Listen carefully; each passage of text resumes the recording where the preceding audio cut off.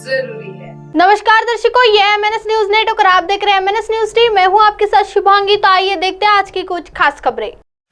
कमलनाथ के हिंदू राष्ट्र वाले बयान पर शिवसेना नेता संजय राउत की प्रतिक्रिया आई सामने। मध्य प्रदेश के पूर्व सीएम कमलनाथ की हिंदू राष्ट्र वाले बयान पर अब शिवसेना नेता संजय राउत की प्रतिक्रिया सामने आई है। संजय राउत ने कहा कि उन्होंने ये कहा कि देश में 80% हिंदू है, उसका मतलब है कि पहले से ही हिंदू राष्ट्र है। शिवसेना नेता ने बीजेपी पर निशाना साधते हुए कहा कि हिंदू बहुसंख्यक है तो यहाँ का हिंदू कैसे खतरे में आ सकता है।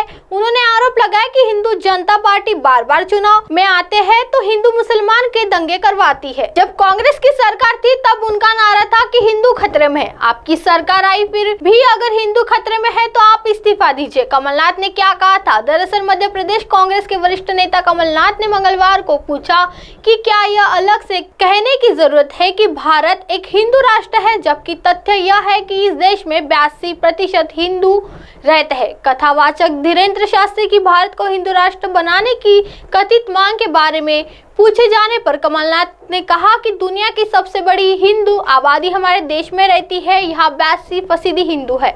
यह कोई बहस का मुद्दा नहीं है, ये बताने वाली बात नहीं है, ये आंकड़े हैं। इस अलग से कहने की क्या जरूरत है? बागेश्वर धाम सरकार के नाम से भी लोकप्रिय शास्त्री का आध्यात्मिक प्रवचन कमलनाथ के गृह क्षेत्र छिंदवाड़ा में आयोजित किया गया था, जो सोमवार को संपन्न हुआ। मध्य प्रदेश के मुख्यमंत्री रह चुके कमलनाथ ने आरोप लगाया कि सरकार मणिपुर और मध्य प्रदेश में आदिवासियों के खिलाफ अत्याचार रोकने में विफल रही है। उन्होंने कहा कि आदिवासियों और गैर आदिवासियों के बीच एक उग्र विवाद है, जबकि देश 9 अगस्त को विश्व आदिवासी दिवस मनाने जा रहा है। कांग्रेस नेता ने दावा किया कि प्रदेश के अनूपपुर जिले के 15 युवकों को चोरी के संदेह में गुजरात के राजकोट जिले में एक निजी कंपनी के मालिक ने पीटा था। आइए बढ़ते हैं अगली खबर की ओर। वो कागज दिखाओ जिस पर साइन प्रस्ताव पर घिरे राघव चड्ढा, बीजेपी को चुनौती। सिलेक्ट कमेटी विवाद पर आम आदमी पार्टी के नेता और राज्यसभा सांसद राघव चड्ढा ने भारतीय जनता पार्टी पर निशाना साधा है। उन्होंने कहा कि बीजेपी मेरे खिलाफ दुष्प्रचार कर रही है, मैंने कुछ गलत नहीं किया, हस्ताक्षर की बात गलत है। चड्ढा ने कहा कि मैं भाजपा को चुनौती देता हूँ कि उस कागज को लेकर आए जिस पे हस्ताक्षर है, जो मैंने जमा किए हैं।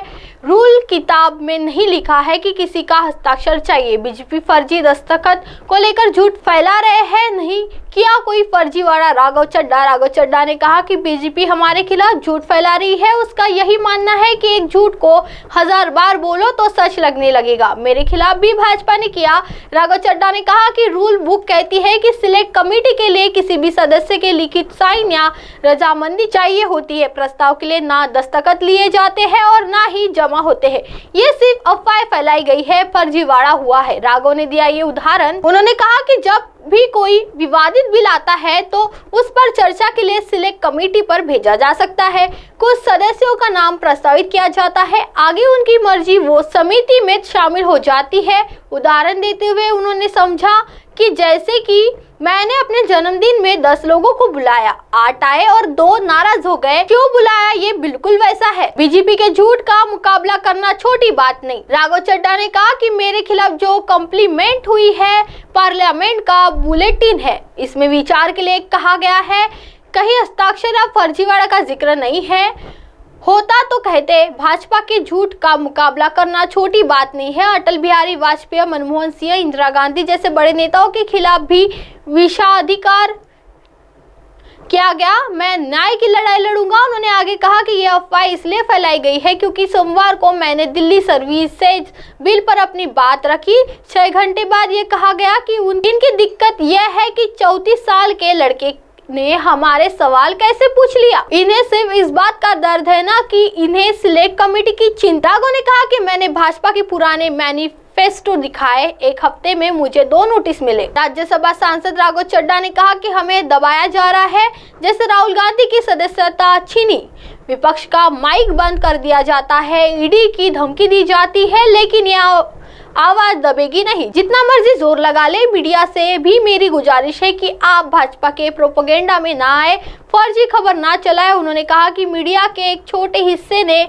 मेरे खिलाफ गलत खबर चलाई है, उस पर कानूनी कार्रवाई करूंगा। कुछ सांसदों ने भी संसद के बाहर मेरे बारे में गलत बयान दिए हैं, उनके ऊपर भी मजबूरन मैं विशेषाधिकार हनन के तहत कार्रवाई करूंगा। मुझे अभी कोई नोटिस नहीं मिला। उन्होंने कहा कि जिन सांसदों ने मेरे खिलाफ शिकायत की, इसके अलावा जो भाजपा के लोकसभा सांसद मेरे खिलाफ बोल रहे हैं, कमेटी में इंसाफ के लिए जाना पड़ेगा। मुझे नोटिस नहीं मिला है, पुराने वाले मसले पर मुझे नोटिस मिला है, इस वाले मुद्दे पर अभी कोई मुझे नोटिस नहीं मिला है। अब आप हमारे चैनल को आपके मोबाइल पर भी देख सकते हैं। मोबाइल ऐप पर देखने के लिए play store MNS news T app download करें। इंस्टा, लीक, ट्विटर, हाईकुक, फेसबुक और कई सोशल मीडिया के प्लेटफॉर्म पर हमारा चैनल उपलब्ध है। आप इसे यूट्यूब पर भी देख सकते हैं। आप हमारे चैनल को लाइव भी देख सकते हैं www.mnsnewst.com पर। फिलहाल वक्त हो चला है दर्शकों ब्रेक का। ब्रेक से लौटने के बाद देखेगा देश और दुनिया की तमाम बड़ी खबरें। बनी रही MNS न्यूज़ टी पर। नमस्कार।